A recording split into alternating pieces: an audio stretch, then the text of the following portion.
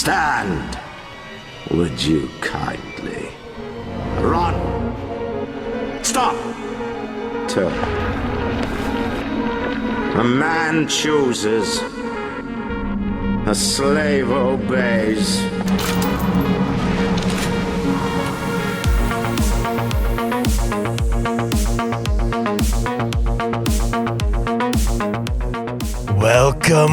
Welcome, brother, to the Dark Brotherhood. Forkatosh! And to Would You Kindly podcast. I am Lucien LeChance, a speaker for the Dark Brotherhood, and you are a killer, a taker of life. May the better guide you! A harvester of souls. Your work, your deathcraft, pleases the Night Mother. And you deserve a drink. Roll it.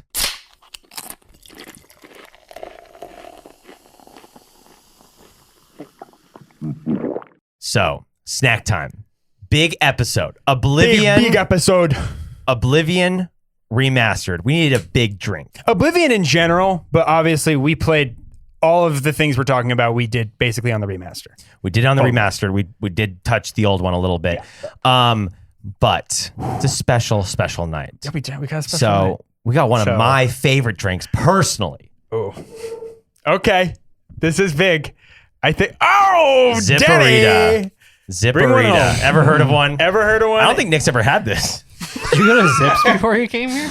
No, dude. Oh, it's you? actually I've had these cold. for a week. It's actually is like cold. frozen still. It's frozen, buddy. I didn't expect that to be the case. Okay, so what's your They're Nick, really cold. quick take on Zips? Go. Come on. Zips is like my I favorite broke my straw. restaurant. I broke my straw. I've been going to sure. Zips since we were playing Little League Baseball when I was like 7 years old. And after the games, our parents would all take us to Zips, and there would be like an arcade at the time in Zips. So Zips is in my bloodstream. Zips is in my childhood. Zips is in my upbringing. You can inject the golden medium sauce into my my blood, whatever you want to do, into my. Never mind. It's, for those who don't know, Zips is a local Phoenix sports bar. It's one of the premier sports bars. Say it's one of the best. You can get a margarita to go. You can get this to go. Hey, you better not ask for straws. They do not allow you to ask for straws. Not ask for straws. That is illegal. Hey, for obvious reasons, that is illegal. You'll actually get arrested just for asking. But I can That's take the how bad plastic it cap is. anyway. Doesn't matter. Yeah. But this is so good. Dang. And it is it's a hefty drink. You don't need a lot of these. What's your take on the Zipparita? All right.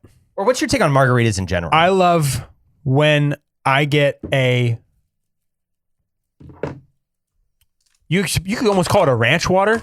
Oh, where yeah, it's like agave syrup, a little bit of sweet and sour mix, or just extra agave syrup, tequila, lime.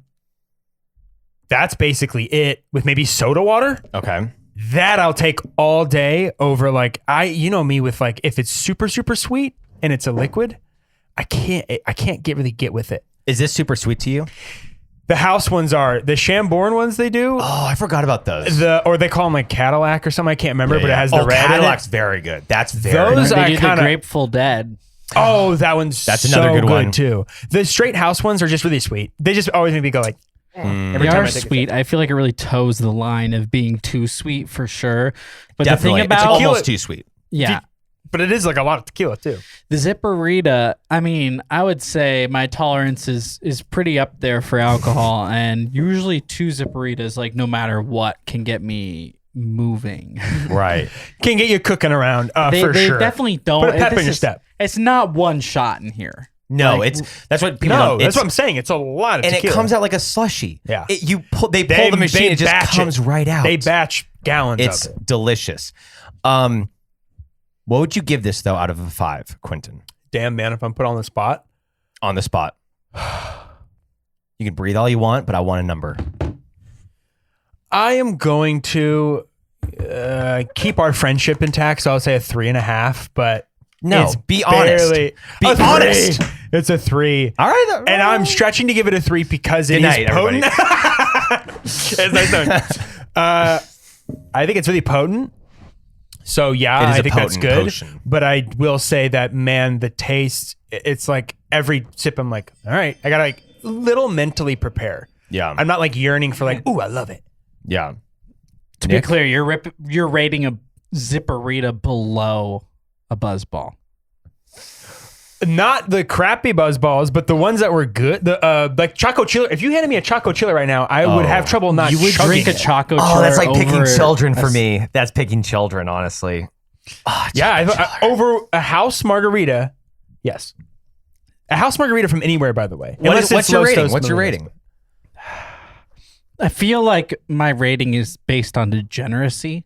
Mm-hmm. Where like I'm tired of going and ordering the $14 margarita and it's like one Yes. shot and it's like, all mixed. Such a good point. Such a Yes. good point. So No, I you're do cooking feel like here. there are better tasting margaritas, but in terms Of of course. like cost to, Does it get the job done? value ratio, Mhm. I would say this is a solid 4.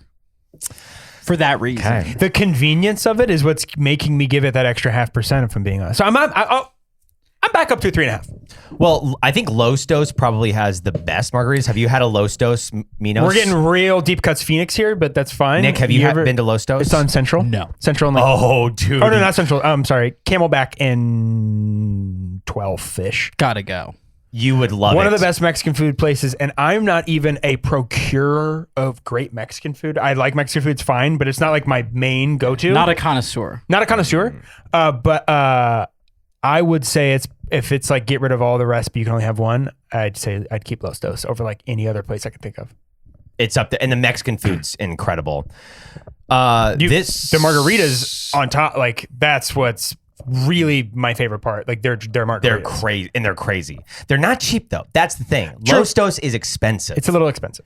It's this gotten for the price, because you can take it to go. I'm gonna get this to go. It's a Saturday night. I'm gonna play video games at home, and I just want to drink this and game on WoW. You know what this was though? Excuse me. I was having my rating. Oh. Go ahead. Go ahead. No, go. Got it. Please. No, you It's please. your podcast. No, you please. You're You paying please. for it. You're Hold on. producing it. Please. Hold on, say what you're I saying. got a good one for this. If you're gonna do the soundboard, you have to be good, more that's on good. it. What were you gonna say? What the, dude? Come on. What were we talking about? Okay, this for me is a 5. I remember what I was gonna say though. It's a perfect drink. No, Yes. you're lying. No. Okay, fine. You know what? You're allowed that. Yeah, they got big in 2020 for sure, and we love them. Oh. And don't diss or hate. Okay, I like 2020 Not hating. though. You're hating. But I'm not. I graved a 4. 4 is good. it's 4 is really very good. No, He's no, not honestly. hating. Look, for a margarita, you can't beat it. I'll be honest. It's incredible. You know what else you can't beat? What? Little game called Oh, Oblivion. you know what you can do? You can beat it till it's a dead horse. But we'll get to that. Very true. Let's get to our lore core. Roll it.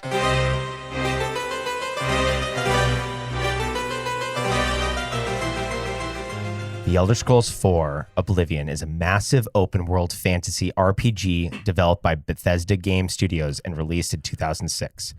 Set in the province of Cyrodiil, the heart of the Empire, the game follows your customizable character, an escaped prisoner who becomes entangled in a divine struggle to save the world from an invasion by the Daedric prince Mehrunes Dagon.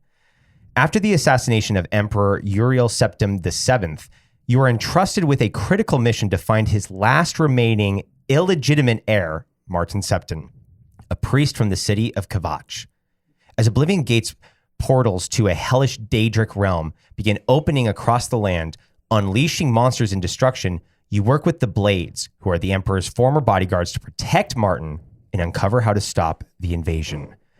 The heart of the threat is a cult called the Mythic Dawn, who worship Mehrunes Dagon and seek to destroy the mortal world by ending the Septim bloodline, which protects the barrier between Tamriel and Oblivion.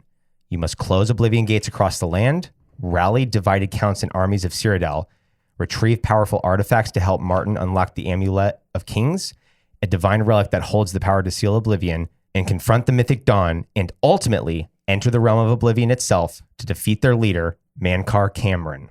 In the golden age of single-player RPGs, before sprawling live service worlds and battle royales ruled the scene, a game emerged that redefined immersion and ambition in open-world design. Released on March 20th, 2006, The Elder Scrolls IV: Oblivion wasn't just another fantasy game. It was Bethesda Studios' daring leap into a more dynamic, lifelike RPG experience. Following the cult success of Morrowind in 2002, Bethesda had a vision to create a world that felt alive even when the player wasn't looking. Powered by a new engine and built for the next-gen Xbox 360 and PC in mind,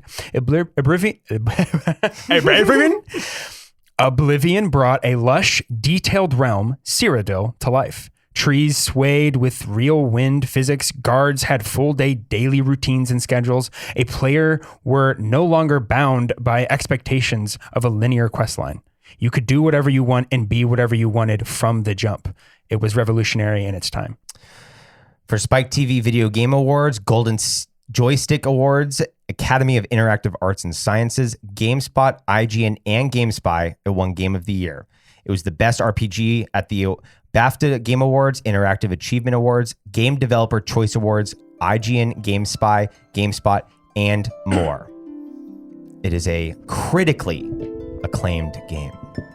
Let's get to our main quest. Let's do it. Roll it.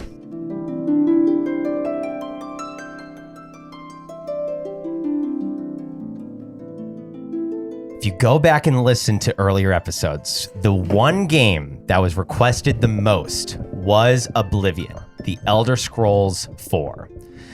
We're here. By me. I made 100 different By accounts. Quentin and me. That's two people that requested Oblivion. And the only two we really got, which is more than we had from anything else. No, we really did, though. We got a lot No, of people but- that wanted us to play Oblivion. We also have a lot of people we know that love that game. And that, why not? It's one we love too. Yeah. So why not jump in? From the ghost drop by Bethesda out of nowhere, which we all kind of knew and it was leaked, this game has exploded. I mean, it is absolutely huge. It's huge. And we are two people that love Oblivion. In fact, we're two people that on record have said that Oblivion is a better game than Skyrim. And this remaster, I think the public opinion is starting to shift a little bit. Yeah. Like people are like, oh, Oblivion is objectively a better story. Okay, this is what's a fun game. Okay, so you're going, it's objectively a better story than what? Skyrim. Okay. And we're talking about Skyrim. And we'll also clarify this. Have you played Morrowind? No. Okay. Well, actually, technically, yes, a little bit, but like I have not sat down and beat Morrowind. Yes. I haven't beat it either. Mm-hmm. I did play some of the DLCs when I was younger. This was when I had on the original Xbox. That's what it came out on. Yeah. So I played Morrowind after playing Oblivion for the first time. Because again, played Oblivion for the first time.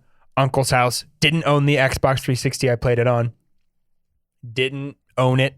So had to, next best thing, what's the game that came out before by the same people? Morrowind. Yep. And Morrowind's great. I think it has glaring, Arguably one of the best stories of Elder Scrolls. I would say historically. borderline better than Oblivion, if not the same. Probably, honestly, if you're being objective. And if you want to get into building a class or build, like focusing a build, that's the most like grueling RPG that is so precise you can get. Mm-hmm. But it also looks like crap, and there's no VO, and it is really hard to navigate through that game because it does not give you any of the niceties that games give you now, and it's not charming anymore. It's a nuisance. We talked a lot about Morrowind because that was one of the games that I wanted remastered. And the whole reason we did that Morrowind episode was is so because we were playing Oblivion and we wanted to play Oblivion remastered. For me, this was really my earliest memory of seeing like a fantasy game, a RPG, and just being like, this is insane. And I was at Jacob and Doug's house, seeing them classics. on the Xbox. Low key, if you know, you know. Playing Oblivion like changed my life. It was like, I have to be in this world. And we're here. I mean, now we get to do a podcast years later and talk about one of our favorite games, which has gotten remastered. We'll talk about, Crazy. And here's the thing. I got complaints. All right. Yeah. Bethesda is not Look, a perfect game company for me. Not by a long shot. a long shot. Long shot. I would say it is, but we'll get into it because I think that's part of the charm. But that's It is just part me. of the charm. That's just me. So you start Oblivion. Prologue. The setting is the Imperial prison of Cyrodiil. The player begins as a nameless prisoner in the Imperial City. Real quick, tell me about your character. What did he look like? Okay, what so class did you do? What was his name? Or hers? Here's my characters. I had 5. Because Okay. I like greedy? to focus. It's very greedy, but you greedy. can, and they make it so easy. You save right before you leave the sewers, so you can just take the same character that you went through. You don't have to do the prologue. You just go right to when you leave the sewers. Because remember at the sewers where That's when you actually create your character. You actually like do take what your you want. classes. Yeah. Yes. So you save right before that, and you just have multiple characters with different names that you just. So you just keep going back to that save and then make a new character. Yeah. Oh, interesting. I didn't even think So about that. because a lot of people go like, I got to redo the whole Emperor thing. It's like, no, you just start the sewers right when you leave. Which is not though a bad place to do because, dude, that for me in the remaster was when I saw the goblins. That was like, oh, this is where the remaster is clear. The goblins look incredible. It gave stakes to that opening sequence that I haven't felt since I played it the first time. I'm telling you, the amount of times I felt like I was playing this game again as a kid. Yeah. That's why to me right now, it's like, I had some game breaking bugs. I had some there's still some quests I can't complete because of bugs, but I had the same feeling when I was 12 playing this for the first time, and it created the neurons in my brain that fire off when I talk about this game now in a way that I love so much. And it's just, it can never be recreated. Yeah, there is a charm to it. So I get it. But so you made 5 characters. Yeah. Okay. This is, I broke them up into this. I have Dravnos Blackgate, which is I made my your orc. D&D That's character. my D&D character. He was the first one. Dravnos Blackgate in our D&D campaign. Yes. And he was in charge. I gave them all their own quest lines. Like, you're in charge of this. He was main part Fighters 1. Guild. Fighters Guild. I knew it. That's my low-key guilty pleasure favorite guild outside of Dark Brotherhood. Obviously, Dark Brotherhood's goated. But even over Thieves Guild, that last dungeon is dog water. And I'll take anything in the Fighters Guild over Well, there. yeah, we'll get to that. Wait, give me your 5 characters, and I'm going to get Okay, this is perfect because you're going to guess them so good. So you made 5 characters for each guild. Yep. I technically, yeah, kind of. Well, I'll get to that. Okay, so Dravnos Blackgate, he is part of the Fighters Guild. Give me your next character. I did Doran Haverston, who was an Imperial. He's my main part 2. He's your mage. No. Oh. My Imperial. I would never make an Imperial a mage. Come on. An Imperial. He's thief? another Thieves Guild? sword and shield guy. So Dravnos Blackgate, obviously 2-handed sword. Right. Doran Haverston I use a little bit of magic, a little bit of alchemy. So I'm all potions. I'm doing stamina potions all day. And I'm sword and shield. Okay. And he was main quest line. Oh, I didn't finish Dravnos Blackgate. Fighters Guild, Shivering Isles. Okay. I sent him into Shivering Isles. Because I wanted to start that right away. Got it. So I did Doran Haverston for main quest line and Knights of the Nine. DLC. Oh, okay. So I split those up into 2 characters because I he wanted to wasn't do part them of a differently. guild. Dravnos Blackgate, all he knows is heal minor wound and flare. Those are the only 2 spells he literally knows. Give me your 3rd one. What's your 3rd one? You can guess this one.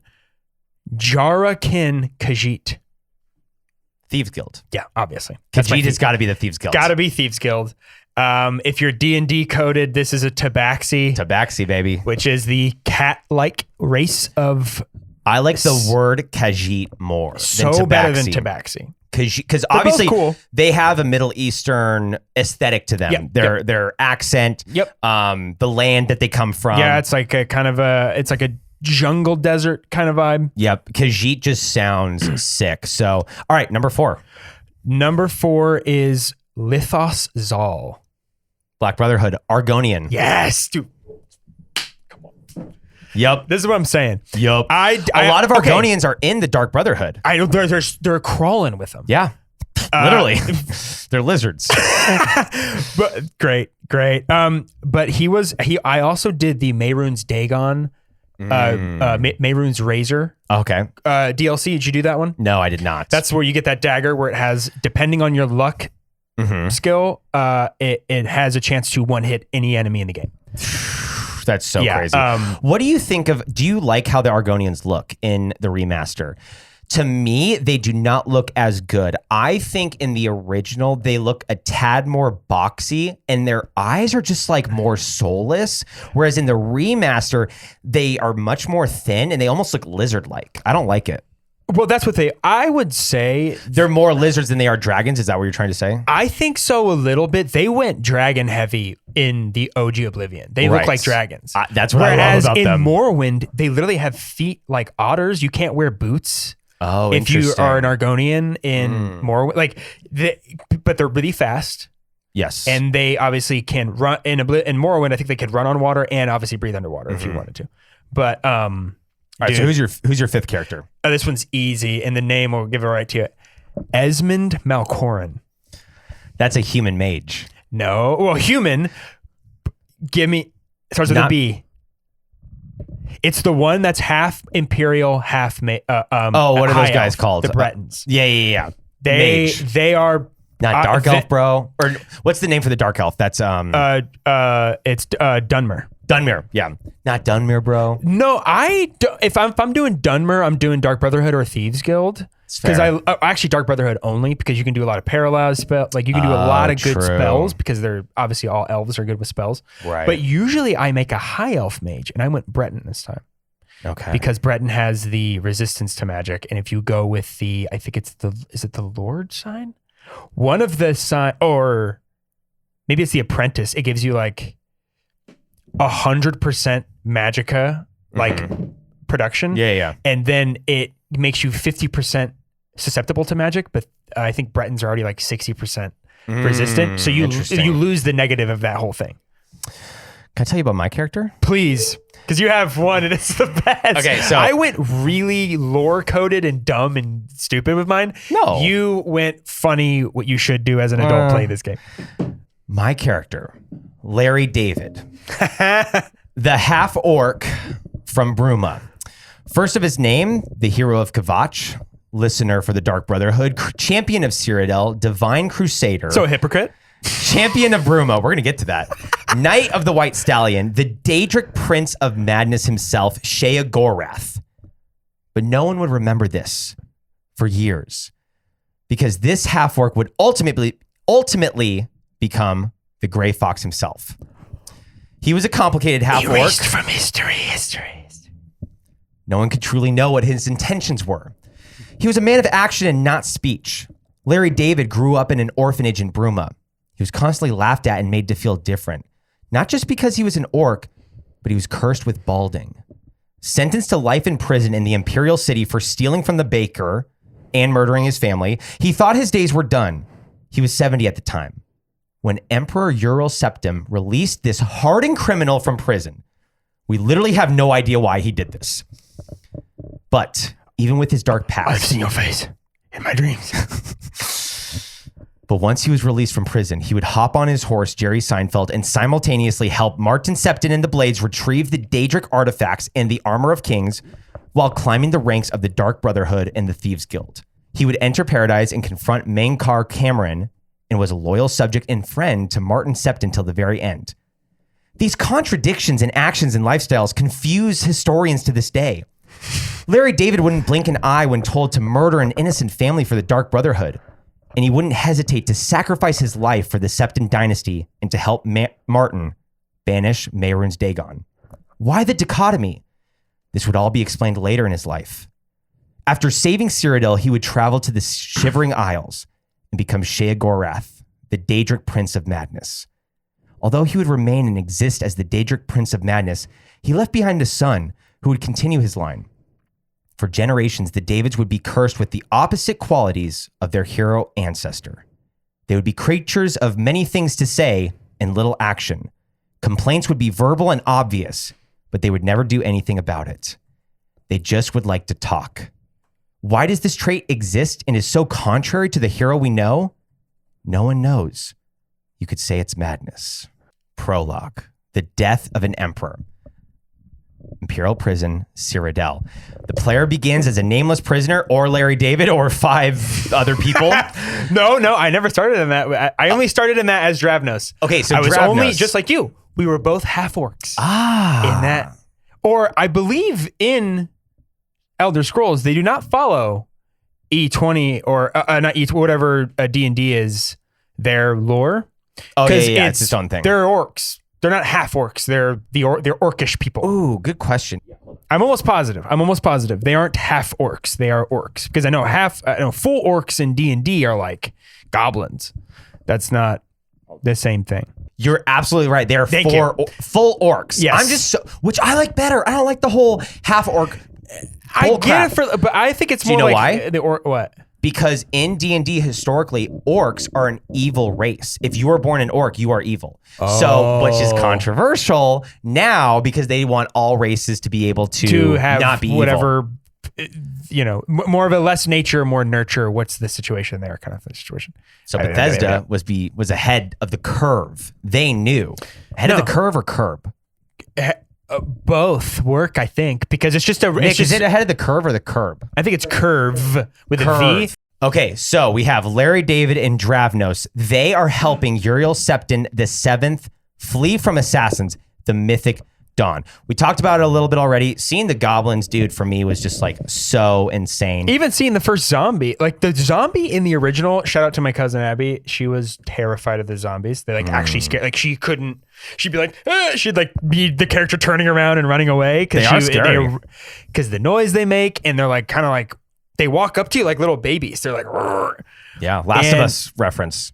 They put it in there for The Last of Us. They saw the future. They did that because they loved the game that wasn't out yet. Exactly. No, that is and they made them scarier and creepier. Oh, dude, for sure. Like they upped the creepy on stuff in this game. I agree. And Oblivion's creepy. It's a dark fantasy world. Yeah. It is a horror-filled world. Yes. I mean, the subject, as we've gone over a little bit, I mean, what you do, it is dark fantasy. It is just as dark fantasy as Berserk, Dark Souls. Oh, all of it. It's there. It's high magic, dark fantasy for sure. Uriel Septon is obviously murdered. Uriel Septon, first of all, played by Patrick Stewart, my guy. Patrick Stewart. Star Trek. Jean-Luc Picard. I don't know why I did that in an Irish accent. I don't know why either. But don't know why. No, dude, he is Jean-Luc Picard on I totally forgot Star about Trek. that. I totally Next forgot Gen, that. dog. And the voice acting for this game, although it first of all, one of the OGs, second of all, in terms of like hiring, good voice actors. That one, and then are you about to get into it? Go. No, go ahead. What were you going to say? Who's next? Who's the next biggest one? Well, no, we'll get to him. Okay. Because I forgot how good the voice acting is in this game. Like, very famous. I want this on record. Better than Skyrim. 100%. 100%. Easily. There is a voice actor in this game. I had to look it up. Jason Marsden, who is Max from Goofy Movie. Yes. He's like a bunch of NPCs, dude. He plays one of the ones that's like, he has like 5 to 6 different and civilians. He's great. Oh. He's such a great voice actor. It'd be nice because I'm trying to think of, because there's somebody that does the, when you do the Knights of the Nine DLC, the priest you talk to outside of Anvil. Yeah. The dude who does that guy's voice, he does a bunch of other voices in the game, but that's the only one I could think of. He's another good actor. You mean the Prophet? The Prophet, yeah. The Prophet, yeah. That might be, and that's not James Marsden, but no, James Marsden's amazing. James Marsden is also an actor in what? What is James? I mean, he is the voice for Max in a Goofy Movie. And no, I know, but oh yeah, he is in Hocus Pocus, Full House. Not James Marsden. Go back to whatever you were doing. Jason Marsden. Oh, Jason Marsden? Boy Meets World, Step by Step.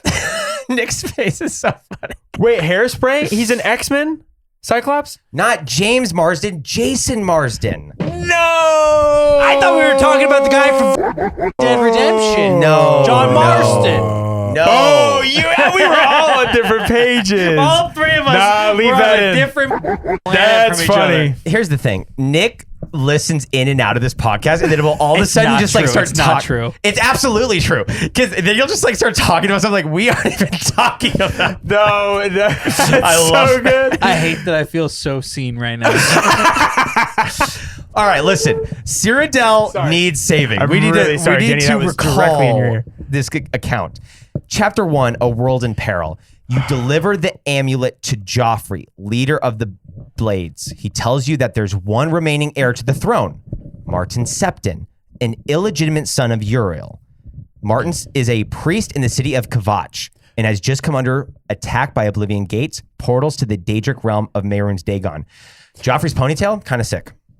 By the way, forgot he had one until about not halfway through the game. But when you go back to him, then he turns, it's like, oh, this dude has a ponytail for no reason. When we get to the Great Gate outside of Bruma, I have a lot to talk about. Interesting. The last battle, is that what you're talking about? Yes. Okay. I have a lot to talk about because it has to do with Joffrey, but we'll get to it. Oh. I love Joffrey. Can I be honest? Another Yes. thing, I'm going to hit the ding button. I'm going to hit the, better than Skyrim button. I've got so many characters in this game that you just meet borderline off the god dang bat that you're like, Amon Kristoff Yeah. for the Thieves Guild, one of the coolest characters of all time. Lucian LeChance, Lucian's one of my favorites. Tragic. Achieva, who is she's the one that's always really nice to you in the Dark Brotherhood. She's the Argonian girl. Yep. I'm getting these names wrong. That's fine. The Gray Fox. The Gray Fox. Name me more than 4 Skyrim characters you remember. Name. I know we just played Oblivion. Yeah, but I played so much of Skyrim, and I can name 3 characters. I mean, I can remember, obviously the leader of the Nords. Ulfric Stormcloak. Yes, him. That's it. That's one. There's one. And then the Jarl of Whiterun, and for some reason right now, I can't remember his name. Well, we are drunk on Oblivion right now, and that's but fine. I agree that there's so many memorable But I characters. don't even like Ulfric Stormcloak. Balgruf the Greta. Sorry, ladies and gentlemen, really a crazy good. man just walked in. No, Balgruuf just Is walked the in. Nordjarl of White. That's his name. There he is, he's here. Wait, what's his first name again? Balgruf the. But it's Balgruuf. Okay. Jarl Balgruuf. Holy crap! You just blast from the past. Yeah, he is the only, for me, he's the only one that I remember for Skyrim, whereas Oblivion, there are several memorable characters, and you meet him right off the bat. Joffrey, then you go and meet Martin Septon, who is immediately like a Aragorn Boromir character, and guess what? He is voiced by Sean Bean. Freaking Bean, brother. Boromir is here, and he's in the game, and that's what's so goddamn cool about it. That's what makes me go, oh, okay, you got Patrick Stewart. I'm already like, all right, this is what we play for. This is what we're doing. Yep. We know he's here, and it sounds so good. And they made him look so much more older and kind of more of he looked, fine in the first game, but they made him look, I don't know, more like old grandpa-ish. Mm-hmm. And the assassination animation is different. Yeah. They made it like a real. You're like, oh, when it happens, instead of just an awkward, he goes oh, and falls to the ground. It's crazy. And I forgot how that went down because it's been a while since I played it. But dude, I literally forgot that Sean Bean plays Martin Septon, but it sounds so good. His voice is so perfect for a fantasy game, and it fits. I mean, when I am playing my character, I'm doing all these chores essentially for the Emperor. I'm cool because it's Boromir. It's my It's freaking fine. guy. I'm not that mad about it. So obviously you go to the first Oblivion. By the way, this is when I had one of my first major game-breaking bugs. No, game-breaking. When you're at Kvatch. Yes, I didn't have a game-breaking bug at Kvatch. When you finish the portal, you close it, and then you go into the castle, and you're helping what's his name fight. I did Kvatch 4 times. Is it Savlian Mattis, the Kvatch guard? Oh yes. Yeah. I always call him Sylvian. Funny enough, it might be Sylvian. Yeah. I can't remember exactly how you say it, but you help him go into the castle, and it broke, and I had to go back a whole hour. It was so frustrating. No, that is the crap with really? Bethesda. Yes, dude, that is the. Do you remember where it broke? Because I did that 4 times in the courtyard. In the courtyard before you actually enter the castle. I had one break too, but I just went out before I entered the castle gate. So I just did the front area first. Yeah. Did you feel like that worked? I mean, it was fine. I mean, I went in alone and I killed the dudes. And actually, that is when Lucian approached me. I slept in the bed in the castle. I did that with my guy too. And then Lucian approached me and started the Dark Brotherhood. Who did you kill? Was it the guy you were in the Oblivion Gate with? It may be. I can't even remember, to be honest. Okay, real quick. If you want a quick way into the Dark Brotherhood, here's a quick gamer tip number one. Gamer tip number one underneath. Okay. Doing the Kvatch missions early mean you don't have to do Kvatch when you're already level 20 if you're trying to do like one character doing everything, and it becomes an impossible mission. You're fighting Dremora and Zivali as far as the eye can see, instead of Scamps if you do it at level 1. Okay, so that was one of the things that immediately brought me back to my childhood was the sound of the Dremora when you hit them. Dude, that sound is like stuck in my memory and is so That's a good one. creepy, and they sound exactly how they look. Like when I hit them, I'm like, oh yeah, this makes sense that they're in this hellish realm of Oblivion and I'm hitting these knights and they make these noise. Like immediately brought me back to my childhood. That's such a good sound in that game. So good. That you don't get that with the Draugr in Skyrim. You don't get any of that in Morrowind. Here, and I'll bring this up now. Noises, Here's really. one of my complaints, and I'm going to bring this up a couple times. I think a lot of their level design is very repetitive to the point where most repetitive. The Oblivion gates are incredibly repetitive, very annoying. Thank goodness I went a very like stealth like build, so I was focusing on Thieves Guild and hiding. Dark So I would just kind of Brotherhood, like be very quick and like sneak in. You were an orc, stealth orc. Listen, I didn't want to do that. That wasn't my start. I was like kind of going to do like this orc like battle mage thing. That's what I became first, which is like half casting, half, hitting with a sword. And I just kind of fell in love with the Thieves Guild because this is the first time I've ever done the Thieves Guild missions. No way. Let's talk about that then for a second. Okay, fine. Let's just get into the Thieves Guild. The main quest line's fine, but let's get into the meat and potatoes of this, which are the guilds. Yes, the guilds. So what is your favorite guild? I think Dark Brotherhood is the best guild in the game. I think that the Dark Brotherhood questline is the best thing that Bethesda has ever made. Like, that story is crazy, dude. It's amazing. I think it's some of the best storytelling in any questline of any game. It beats Skyrim completely out of the picture. There's not even a Dark Brotherhood really you can join in Morrowind, so that's out of the picture too. But out of all the quest lines in Oblivion. Mm-hmm. The whodunit quest line where you have to go to that Skingrad estate with all those people and kill them each individually without each one of them knowing. Yes. Dude. Such an incredible mission. Come on, So dude. for anybody that didn't do that mission, essentially you are... Spoiler alert. Because there's cool things you can do in it. Definitely. The Dark Brotherhood is an assassin-like guild in the world of the Elder Scrolls. Yes. And there is a mission where you are hired to go to a whodunit dinner party. Basically, 5 random people are invited to this house. To a house that has a chest full of money somewhere hidden inside. That is what they're told. And you have been hired to kill them, but each of them cannot know. So here's what's cool about the Dark Brotherhood and why it is the best quest line is what's usually going to get you kicked out of any other guild in the game. Killing. What is the Dark Brotherhood all about? Killing. So guess what?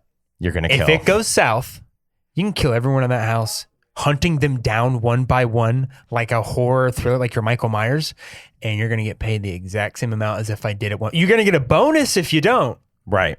If no one knows that you're the killer and you exit the house killing the last person unknowingly, they had no idea it was you. You get an amazing bonus, which is usually like some sort of really cool weapon or something unique. Jagasta, who is a Khajiit boxer who lives in Bruma, It's like up in the mountains somewhere. No. I believe it's in Bruma, and he's the one. He's in a mine. No, I know exactly where he is. He's in a cave. No, he's in his house. Are you sure? No, you're wrong. I'm serious. You're wrong. No, he's There's definitely somebody that in that string of dead drops from Lucian, which, by the way, that's how you pick them up. All of those are I don't know if that's, we already mentioned that, but they're all picked up. Yep. From random spots that Lucian just tells you to go to. Which And gets it's just a weirder contract. and weirder and Yeah, weirder every time. But no, the Khajiit boxer is in his downstairs area where there's That's the boxing. There's the boxing bag. He's in his basement in Bruma, which looks like a cave. So, I mean, he's one of the very difficult ones that you have to kill, and it gets harder and harder. The drops for where you pick up the locations get weirder and weirder, and it gets to the point where, like I said, you kill that dark elf who is praying to the statue, and Lucian comes out and is like, "What are you doing?" And that starts the mystery. And that elf, by the way, is hard as well. Is That what? archer, Yeah, the yeah. elf archer in Breville that you have to kill in like broad daylight Yes. is It's tough. so difficult. Well, if you sneak up behind him and you can get him a couple I know, times, true. it's not It's too bad. actually not that bad. It's not too Because he's bad. not wearing any armor. He's wearing clothes. Yeah. And that ends up being the listener, which is one of the most important roles in. There's one of them per like. Well, there's province. There's 4 listeners and there's 1 listener and 4 speakers. Yes. For the Dark Brotherhood, period. He's the listener for the Night Mother. He's the only one that can communicate with the Night Mother. So you kill him, and that starts the mystery of somebody is switching the notes, and somebody is convincing you to kill the Dark Brotherhood members. So you start the, mystery, and you go to the lighthouse. What did you think about that lighthouse, especially when you go down the stairs to who has been switching the notes? It's terrifying. It actually is kind of creepy. Very creepy. Because there's blood kind of spattered everywhere a little. You're like, okay, something went down here. There's a severed head in a basket. That is called Mother's Head, by the way. If you go to pick it up, because one of the cool things about Oblivion is every item in the game is usually you can grab it. Like everything. Think of a pear on a table, you can pick it up. And if you go to pick it up, the name of it is Mother's Head. And if you read the diary there, it reveals a lot of what this Chicken character scratch. is. And you find out that who this is Matteo Bellamont. And this is not confirmed, but I genuinely I think you're onto something here. Matteo Bellamont is the son of Lucian. Because if you read the diary, and I had to screenshot this, he has a poem that is extremely insightful to this whole arc. And really disturbing. Very disturbing. It says, "Father prayed, and guess who came? The hooded man in Sithis' name, who left, but then he came once more to pass through window, wall, and door. I lie in fear, my mouth agape, as wicked blade did cleave your nape. For I was watching 'neath the bed to see the falling of your head. And when your face lay on the floor, our loving eyes did meet once more. And so I pledged to you that day, the brotherhood would dearly pay. And just as they took me from you, I'd find and kill their mother too. But there's someplace I need to start, and that's with Father's beating heart. Oh. And when that's done, I'll sing and dance to celebrate a dead LeChance." I genuinely think Matteo is Lucian's son. I mean, And it all kind of points north because once you see what happens to Lucian, he gets flayed he gets by the other speakers. by the Dark Brotherhood, who this character, Matteo, which you don't know what he looks like, is part of. So you see the other Dark Brotherhood members. Because you know that someone within the organization is who is behind all of this. He's the puppet master with Yes. this, and he frames his own dad. So you then go to the grave where the Night Mother is, and Matteo comes out and tries to kill the Night Mother. Impossible to kill. She's already dead. Yeah, you can't kill her. She's already dead. And you slay him, and you become the listener. You are the only one that can talk to the Night Mother, and you run the Dark Brotherhood. You are anointed by her, I believe. Absolutely. Yep. She Which picks is you. kind of a cool thing because you get to see it. She's like she's just like a ghostly woman form. Nothing crazy, but it is just very. It's why I love Oblivion.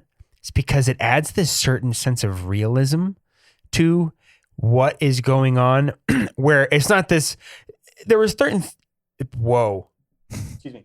There were certain theatrics about Skyrim that I felt like for me got lost in the sauce a little bit. Whereas with Oblivion, there's certain amount of it that's so attached to realism that it's almost to a fault, but I love it. And I just love the way it handles some stuff with grace and like subtlety. I don't know. I could wax poetic about this game for so long. It's so beautiful to me in so many ways. It is beautiful in a lot of ways. And I like that you become the head of the guilds that you're doing these side quests for. I mean, you become the most powerful guy. It's my favorite part. Yeah. So, I mean, Dark Brotherhood, it just is from beginning to start, I think, one of the best side quests that Bethesda has ever made. Maybe my favorite ever. I think it's better than this.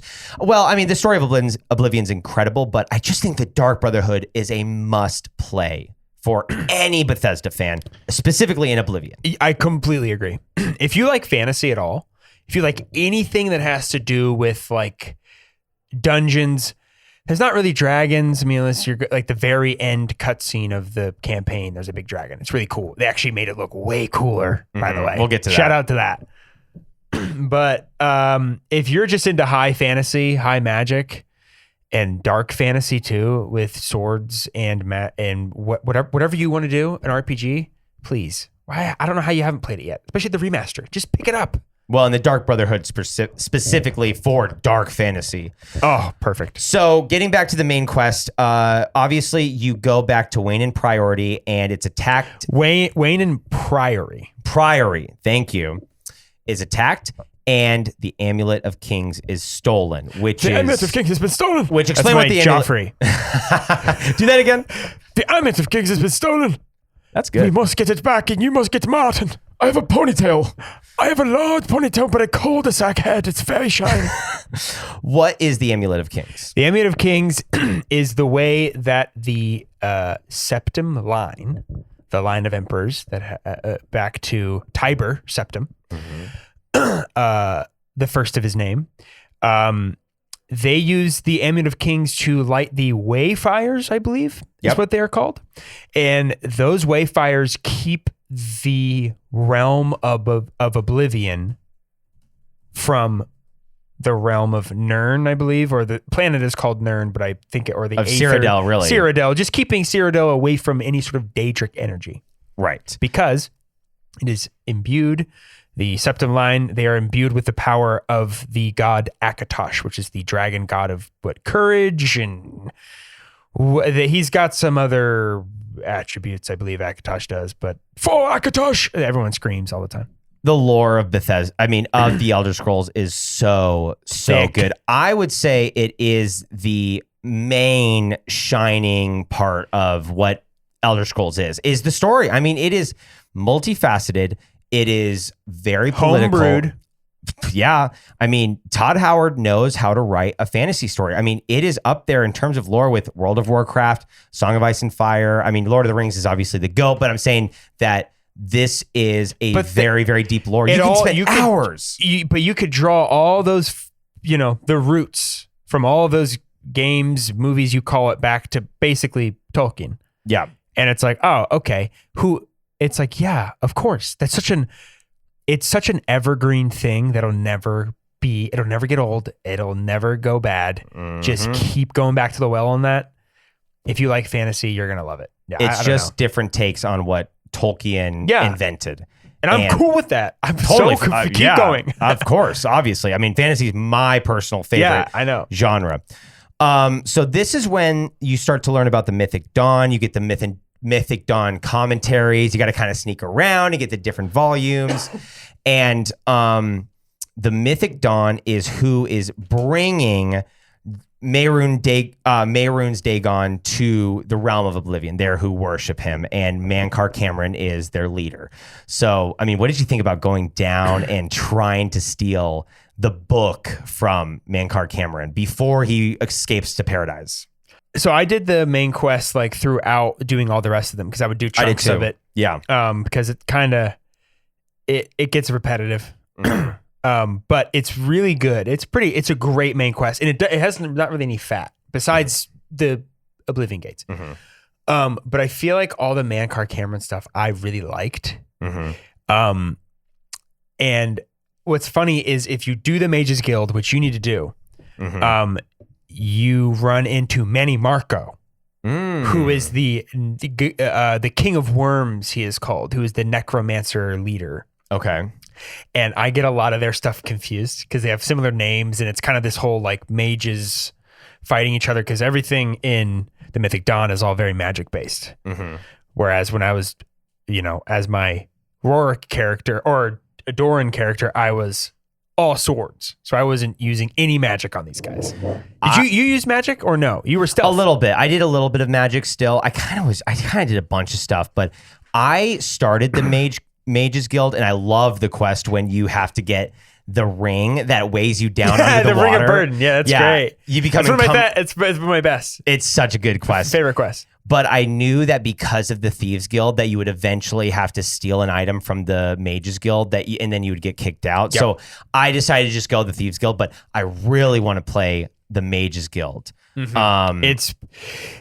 Towards the end, it drags a little bit. What happens at the end? Like what ends up happening? Well, there becomes a very, very rampant infestation in the land of necromancers, which is forbidden in the Cyrodiil. by law in Cyrodiil from any sort of official magic user who isn't like an outlaw or whatever. But then Manny Marco, who is not Mankar Cameron. I had to figure that out because I was like, wait, is it the same? Wait, the names are similar. And no, he's the King of Worms, which you get the Staff of Worms. Ooh, which is sick. basically you can resurrect anybody. It's part of it's part of a glitch you can do if you have you can get Emperor's robes. If you're on PC, you can console command getting the Staff of Worms to yourself before, like in the room where he dies. Hit him with it, he becomes alive. Hit him with the Skull of Corruption, which makes a clone of him. Kill the clone, and before the clone falls on the ground, search him, and you can get Emperors. Like you can wear the Emperors stuff. Dang. That's on PC only. But that is one fun thing about Bethesda is that they do have different glitches that you can do that become infamous, and it's like this fun thing to make your character super overpowered. Yeah. So I do appreciate that. I wish the game would work consistently. I really do. I mean, sometimes exploits aren't cool. No, I mean, I had so many game-breaking bugs and crashes in this game. It's so frustrating. Really. I had so many. I had a myriad of I had my game crash. Oh, I crashed all the time. Yeah. But I also played on console. You played this on console and not on your PC? Mm-mm. Oh, interesting. I don't have a good enough PC to run it well. Oh, okay. Whereas I have an Xbox X, so I have the highest top of the line for any console, and it's free. Game Pass. What happens at the end of the Mages Guild? You become the Archmage of the Mages Guild. Hell yeah. Because Archmage Traven, at the very end, he goes, I know, he kind of hits you with a bit of a Doctor Strange, where it's like, there's only one way this happens. And he kills himself. Oh, and he goes, dang. You're now the Archmage. This is now you. And he kills himself because he knows you need to have the power of Archmage in order to go fight and go kill Manny Marco. So you go take the mantle of Manny Marco or of Archmage and go fight him and take out all of the necromancers in Cyrodiil. After Mankar Cameron goes to Paradise, to retrieve the amulet, you must gain access to Paradise by using a portal created with Mankar's Mysterium Xarxes, a forbidden Daedric tome. This is when you get the book, which is the old school Oblivion cover. Here's a fun question. You have to go to a Daedric shrine in order to get a Daedric artifact to give to Martin. You have to sacrifice a Daedric artifact. It's called like the Blood of Daedra. It's that quest line. Yeah. Which Daedric artifact did you go get? The one that he tells you, the Azura Star? Is that the one you did? Yeah, the one that, is that the first one where you go to the place and then you got to go underground into like the vampires and there's like the Oblivion? Yes. I did that one, and that one is so annoying because there's an Oblivion portal like right above it. And I would try to get the vampires to come out of the cave to burn them in the sunlight while I'm attacking them. And like great. the Oblivion, like Like Daedros and stuff. it's so annoying. I got like stuck so much, but I did that one, which was very hard. No, you should have just done the Sheogorath one.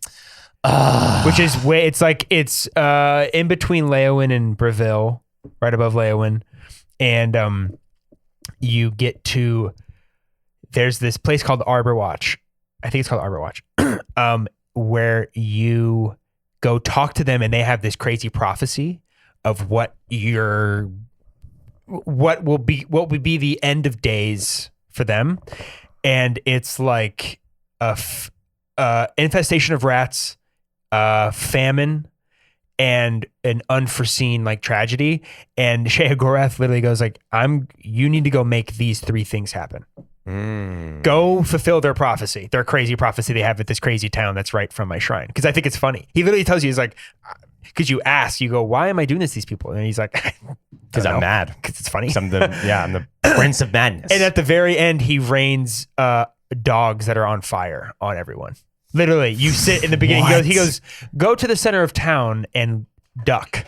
And you go to the center of town, and then you just see dogs raining down. This is what I'm saying. I mean, there's just just so much to do in Oblivion and in Skyrim. I mean, the Elder Scrolls games, the beauty is in the details. It really is. The surface game and surface experience is good, but when you go into a random tavern and have a conversation, or you start some random side quest. One of the side quests I did was the paranoia one, where such a good one. The guy's like, come here. Yeah. In Skingrad. He hires you to follow people, and you literally all day long just have to watch them work their normal jobs, not stalking him because he thinks they're stalking him, and you just watch them do their normal jobs for hours. And it's one of the funniest quests in the whole game too, because it is kind of a joke on you being like, you'll do anything you're told. Well, and this time I kept telling him like, yeah, they're after you. Did you really? Yes. I was like, oh, they're trying to kill you, dude. That's great. It ends with him literally hiring you to kill them. No, I know. Yeah. No, the very, and then did you turn him into the watch at that point, or? No, I didn't. You killed them all? Yeah. I was bad. I played a really bad character. Well, you were Larry David. Larry David. I was Larry David. He's a bad guy. You need to go back and do Fighters Guild, Mages Guild, and be a good little Boy Scout, and you're gonna love it. I am gonna do that. But that's where I think Bethesda games, it's the details. You got to spend the hours playing this game. You got to get deep. I think it's a little too much. Like, I want that a little bit more out in the open. Let me have the best experiences the first time I play. And some of those things you do just have to, really, really dive deep in to find. One of the things, though, the Mysterium Xarxes, I think the choice of them going with the cover of that for the Oblivion, which is just the tan cover with the little O of the Oblivion Gate. Dude, that's an iconic game cover. I mean, an iconic choice for them to go with that. It's my favorite. That's what reminds me of childhood. It screams 2006 also. Like, it's such an era game. Mm-hmm. Now that it's wrapped in beautiful Unreal 6, Unreal 5 and Lumen, I'm like, oh, give me more. Yeah. Give me Fallout 3. Release Fallout 3. Well, there's rumors. There's pretty much confirmed. Yeah, I mean, they confirmed rumors. it. They said not for a while, but it'll be there. Yeah. So go through and you obviously get the Daedric artifacts and the Amulet of Kings. And eventually... By the way, I got the Wabbajack. If you do Sheogorath, you get the Wabbajack, which just does a completely intense random spell on anything you hit it on. Sheogorath is so crazy. He's crazy. He's insane. Martin then opens the portal and you enter Mankar Cameron's twisted realm of paradise. So this is when you go in and you fight Mankar Cameron. And he's there. That paradise is kind of crazy, right? It's insane. Did you do the little quest with the Daedra where did you end up fighting the Daedra, or did you do the quest where you go and get the thing? I fought him. You did. So I did. I was time constraint. A bit time constraint because I did finish that as one of the last things. The main quest is one of the last things. Yeah. After I did honestly a lot, and then the Knights of the Nine. Yes, which is huge. Kind of long. Very long. You can make it very long. And that little area in the paradise, I was like, cool. Kill everything. Yeah. Just swipe. I swiped my way through all that. Yeah. Fight them. Yep. Then we jump over to the final battle. And every time with the final battle outside of Bruma, I like always role play and like walk with Martin Septim, and he's like doing this speech, and I'm like kind of behind him, like, yeah, like hyping him up. And God, I love that battle. It's so fun. Bro, how many people did you keep alive and who died? So we lost 2 people total. 2. That's it? Yeah. I was running around, dude. I was bouncing around. Hot pocketing from one area to the other, making sure I lost. Okay, so I had one save where I lost Boris, Joffrey, You lost Joffrey? I lost Joffrey no matter what I did. This is what I want to talk to you about. No. Joffrey was gone for me no matter what I did. I saved Boris. I lost Joffrey. Boris is my guy. He was there from the beginning. The first one you meet before Joffrey. Very first one. But no, Joffrey died and I didn't know where his body was. So I was like, maybe he's fine. He was like jammed underneath the back of behind the Great Gate. And I saw his feet sticking out and I was like, you gotta be. And I had already redone that save like 5 times because I had so many guys were dying on me. Because I was playing on expert, which I shouldn't have done. What difficulty did you play on? Expert. Oh, well, that's why. I went back to adept for a few things, but I went back to adept and still lost Joffrey on the freaking Great Gate. So I was like, screw it. Dang. He's gone. I kind of, in my head, built some lore of like, we did a funeral. I kept the sword. That's what you do. You got to create the story. And that's what Elder Scrolls wants you to do. I mean, I would say it is a brutally realistic game. And one of my complaints with this game is that like things like if I accidentally steal from somebody or do something by accident, like when you have a bounty, there's no choice. Like you have to go to jail, you have to pay the gold and for me with the Thieves Guild and having to steal stuff, it was super, super annoying. You were an orc, dude. It's also true. I was a big orc trying to sneak. I guess I should have known. But that is with Bethesda where like, it's kind of the Breath of the Wild thing where it's like there's inconveniences just to be inconvenient. And I don't like that. The lore and the story and the missions are so good. And a lot of people have complaints about the fighting and the gameplay. I don't have a problem with that. Not really. They made it better, except for you can't swing as fast and they have like weird animations for the swinging that kind of mess with they make it so getting your blade skill up is like really slow. Yeah. Because unless you get Shadowmere and just hit the horse, which I feel bad about. I always feel bad when I hit Shadowmere. But you could just level up your blade or you like go crazy. To the Periite Shrine. There's a shrine for Periite, who is the he's a dragon Daedra prince of like order or something. I can't remember. Don't quote me on that. But he's how you get Spellbreaker, which is if you're doing a battle mage, it's the best possible shield in the history of shields. It has like 40% resist magic, and then like I think it's like a 60% shield or something like that. I might be wrong on that, but it's somewhere close. Oh, this thing's dope, dude. It looks really cool too. It looks better in the OG. Funny enough. Well, okay, let's real quick. Because I want to get to the OG and the remaster, but let's get through the ending. Obviously, you go in, you close the main Oblivion gate, and then Mehrunes Dagon comes about, and that is when Martin Septon sacrifices the Amulet of Kings. He becomes Akatosh. Literally turns into a giant golden dragon in the middle of the palace, basically. Imperial City. Yeah. He transforms into Akatosh, the Dragon of Time. He battles and defeats Mehrunes Dagon in the Temple of the One, banishing him. Pretty cool, right? Martin vanishes, leaving behind a massive statue and ending the Septon dynasty. Wait.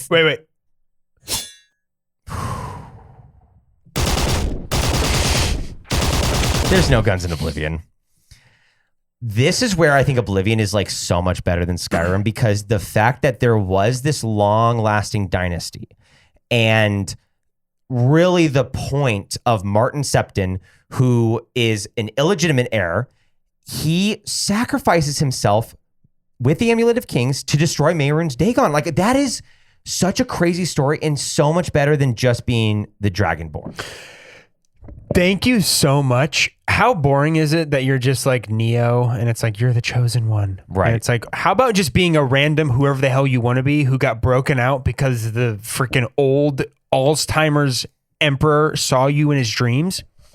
If you want to role play as a thief, who that's just a coincidence that he just all of a sudden weirdly saw you in his dreams, and you want to go do whatever the hell you want, you don't have this weird thing on your shoulders where you're like, I'm one of one. I might as well go help the world not get swallowed by Alduin. Right. Where it's like, no, Oblivion's kind of scary, but it's like, what do I care? I'm a Khajiit thief. There's nothing special about me. I'm just a guy. I mean, I think it's cool with Skyrim that the fact that the dragons have for years been prophesied to come about, they would come back and there would be this dragonborn. The fact that is such like a hyped thing in history is super sick, and you get to play that. But I mean, Oblivion, man, I mean, especially the remastered, it is just shows the complexity and how multifaceted this game is. And it's beautiful. You're seeing the end of an era. The Septim Dynasty ends and it completely changes Cyrodiil forever and leads perfectly into Skyrim. Oh, it is so good. Well, I have to say, even as a casual gamer, I think that Oblivion was always known to be a better game than Skyrim. Because I did grow up with a friend who was like one of my best friend, not just a friend, but one of my like literal best friend down the street, was the biggest Morrowind and Oblivion nerd probably to this day that anybody's ever seen. And now that the remaster's out, I should probably talk to him and see what he's feeling all about all that. But let us know. What I'm getting at is Sounds that like a personal problem. Even when like even when Skyrim came out, I think there was a lot of ecstasy surrounding like the graphics and, you know, all of that stuff and the new age version of Oblivion. But I think it was pretty clear that Oblivion and Morrowind had outclassed it in terms of like gameplay, campaign, and like for sure gameplay for sure. So I don't know. That's just like a third party, not super gamer nerds, you know, take. But I don't think there was ever much of a like a contest in the first place between Oblivion or Skyrim. I always thought everybody thought Oblivion was better from the cap. It depends on who you are talking to.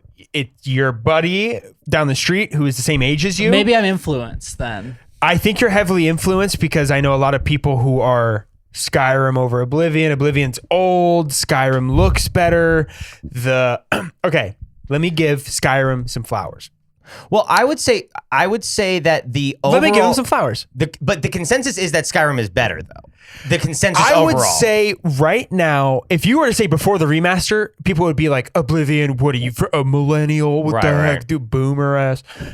I think genuinely now after the remaster, you go, there are people who sit on one side, which is Skyrim is still better. It's a better game. It's newer. It's got better mechanics.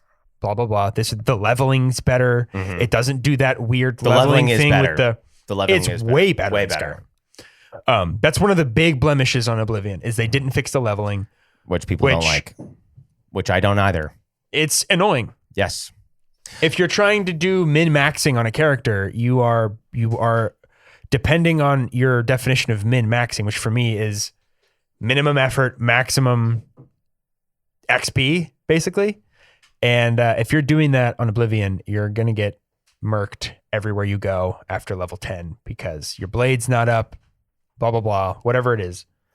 But Skyrim is, I would say, like critically, is known as the better game. I mean, it's pretty much known as the greatest RPG ever made. 100%. It I think outshadowed at the time Oblivion, for sure. What were the flowers you were going to give to Skyrim?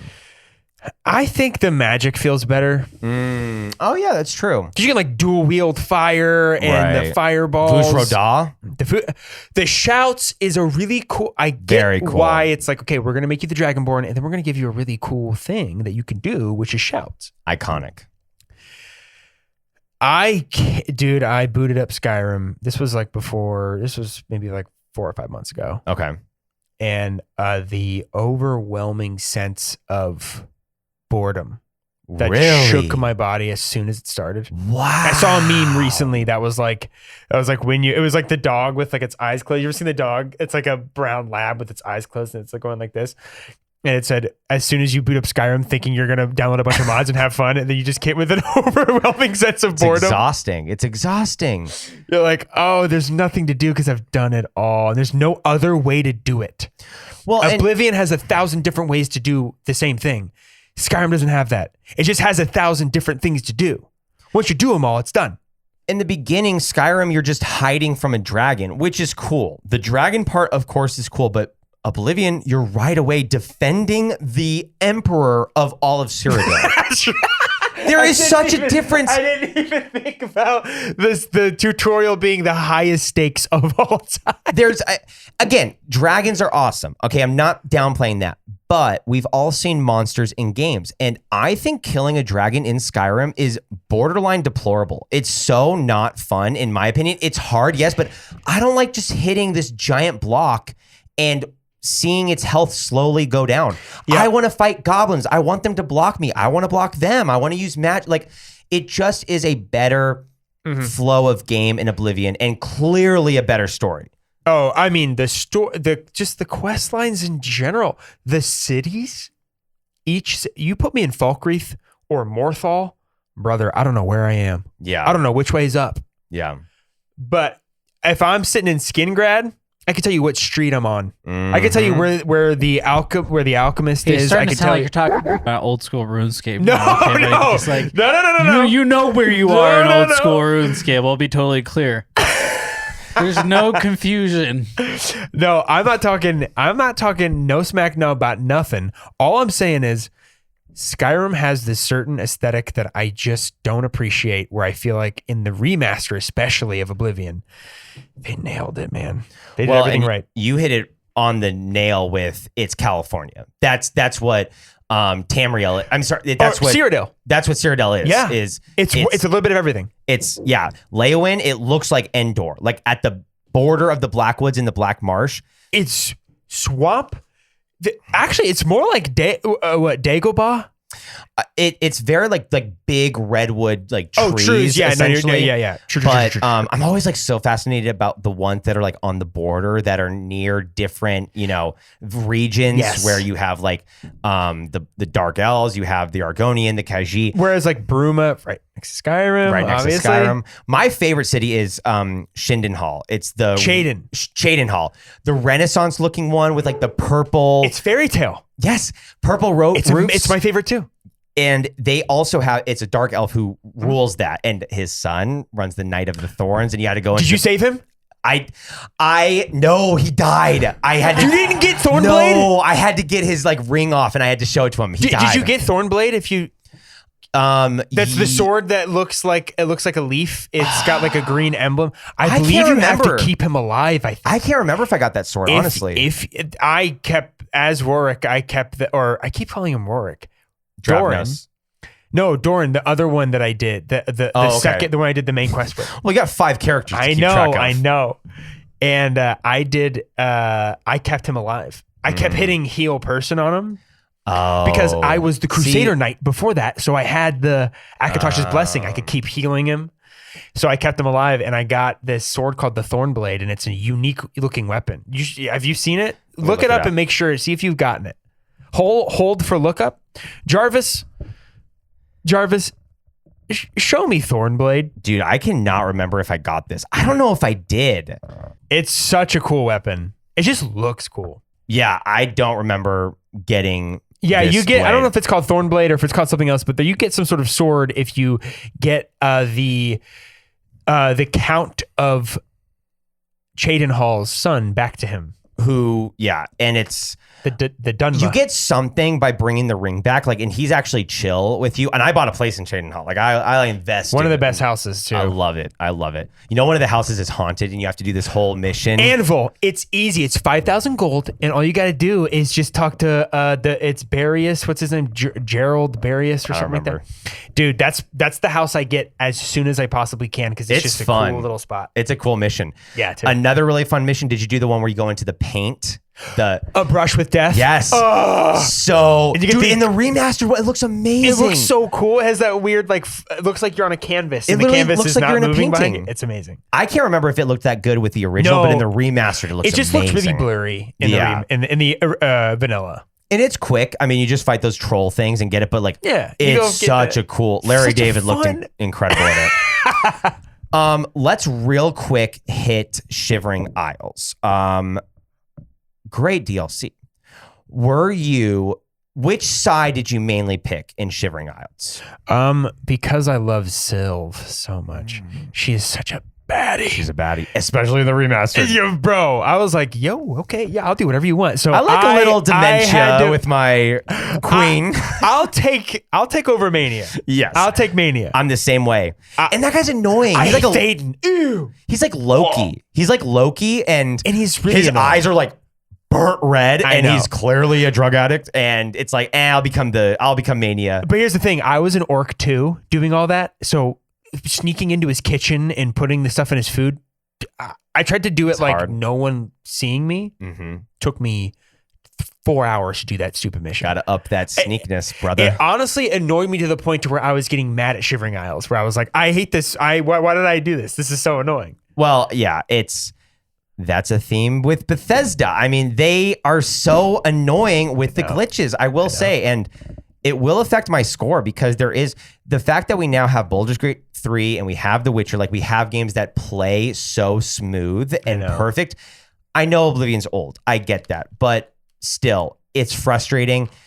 But at the same time, I say that like there's still so much charm with Oblivion. And dude, I'm so glad I played the Shivering Isles DLC. Like it is.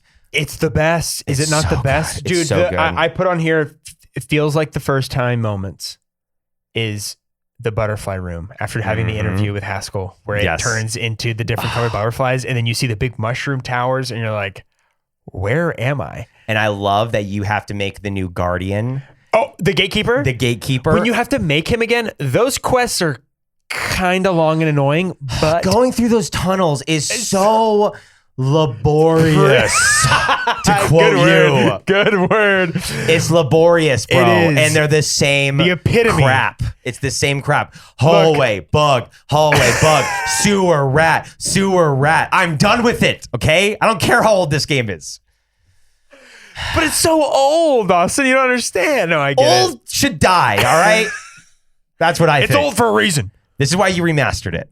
And it looks so good, though. So I'm like, whatever. here's the thing, though. Yes, it got a makeover, but like the gameplay does age it still, and the glitches still age it, which is fine. I'm fine with that. You didn't call it a remake. You call it a remaster. That's completely fine. Yep. So I appreciate that. I still love Oblivion, but that's my I 2 completely agree. The fact that you become Shea Gorath at the end is So just insane. crazy. And the fact that the whole time he's kind of hinting at he's like, well, I won't be around. And you're like, Is it just me, or like I feel way more powerful as a character and feel like there's so many avenues to go, and we already touched on this obviously, but in Oblivion, like I feel so much more powerful and multifaceted, and like I have all these diverse powers, whereas Skyrim's like, nope, you are the Dragonborn. You're the dragon, kill dragons to get more stuff. Yeah. Whereas in Oblivion, I can become the Grey Fox with the Thieves Guild, the Listener for the Dark Brotherhood, Shea Gorath himself, the Lord of Madness. Like it's crazy. So insane what things The you can divine do. crusader of the Knights of the Nine. Yes. I mean, it is. Champion of Cyrodiil. You can become the grand champion of the arena in the Imperial City. Yeah. You can do whatever you want. And this is the other thing I had written down because it's just so perfect. The progression feels so real. Yes. When you have that little dun dun dun dun, and then you get time to go sleep. gotta go sleep. I gotta go find a bed right away. I'll pay however much you want for a bed right now. Yep. I'll sleep on the street. Dude, it's just all those mechanics are better. I get that Skyrim has the perks and the dual wielding. I understand at the time I was so like, yes, perfect. This is the progression of a game like this. But it got lost, I think, in time, where now I just want a nice old school, old fashioned sword and shield RPG. Yep. That looks good, plays like crap, but charming. And we went back and we played a little bit of the old Oblivion, and here's the thing. I still kind of prefer the look of it because it feels real, but the gameplay not being able to sprint, like clearly the remaster. Sprinting, I did not realize how much I wanted it in the remaster, I was taking advantage of it so much. When I went back and replayed, I was like, this is probably going to be better. And then the fact I couldn't sprint the entire time, I was like, oh, I hate this. Well, and the controls are like completely different for me anyway on keyboard. Oh no, for a controller, it's about the same. But it is clearly when you play it, like I feel like the remastered feels so much better. But there's just this charm with the old one. Every time. And I hate to say it, the Khajiit look amazing. The Argonian look amazing. The orcs look pretty good, I would say. But the humans, I think, in the remastered look so weird. Some of them do. How their skin is like, it's like a Darth Sidious melted face towards the middle. It just is weird. Got big pores everywhere. Yeah. It's weird. I do agree. Some of the textures I did say were a little over textured. Yeah. Where things looked overly like strange. I also had a lot of texture popping issues too, just from how high res everything is because it's Unreal. Unless you have just the best PC of all time or like a PS5 Pro, even the Xbox X has problem keeping up sometimes. Yeah. So it's a big game. Cyrodiil thing, but Cyrodiil or Skyrim? Cyrodiil's better, man. You get a little bit of everything. You get a swamp. I mean, I know there's like kind of plainsy areas of Skyrim, but everything's so dreary and cold, shrill and cold and brown and dirty and wet about Skyrim that I just don't. It's dirty and wet. I just don't appreciate it. Whereas Cyrodiil has a little bit of everything. The only thing though I'll say is like when I first saw Skyrim, the first time, like the graphics actually like blew my brains. Like I didn't know what to think. I thought it was fake. It was unbelievable. The Skyrim graphics when they first came out were unbelievable. So you thought it was fake? I saw someone. Well, it is fake. I saw a healing. I saw the gameplay footage from E3 or something where it was somebody healing and shooting fire at like something moving. I don't know what it was. It was just like a clip, and I was like, "This is not real. There's no way I'll be able to actually do that. That's too cool." Like there's no way this could be on a game. Yeah, like that doesn't make any sense because it looks that good and he's doing two at the same time. No way. Right. Turns out that's 100%. And that's where I feel like when you, again, you have to give it its flowers. It was revolutionary with the dual wielding of spells. Of course, yeah. That's where Skyrim it excels. The Thieves Guild missions are also incredible. The Nightingales are cool. Yeah. There's a lot to love about Skyrim for sure. But Oblivion better. We are Oblivion guys. Hey, we're Oblivion guys. Of course we're going to enjoy our Oblivion while we're talking about Oblivion. Rating, dude. This is a 5 out of 5. Wow. Fair. It was number 2 on my list of top 10. Yeah, it's one of your favorite games ever. It could have been remastered or not remastered. It would have been 5 out of 5. I love this game. It's my favorite Bethesda. I have a lot of problems with Bethesda. There's a lot of problems with Bethesda. For that and for the inconveniences and for the brutally realistic aspects, I'm going to go 4 out of 5 on this game. Totally fine. That's valid. I still love it. I can't wait to play it again and do the Mages Guild. I'm thrilled they made a remaster. But Elder Scrolls, it is time for you. You have lost the crown. Okay, I'm speaking to you right now, Todd Howard. You have lost the crown. Okay, Witcher 3 exists. Baldur's Gate 3 exists. The Dark Souls series exists. You are no longer on the top of the fantasy genre. You have an obligation and a competitive duty to take it back with this new Elder Scrolls after Skyrim. I know you have it in you. Get rid of these dumb glitches, okay? Make a fluid game while giving a lot of options. And the next Elder Scrolls will be sick. Like Oblivion. And it will also be 6 Elder Scrolls. It will be the sixth Elder Scrolls. The Ammonite Archives next. The Ammonite Archives is to begin now. Roll it.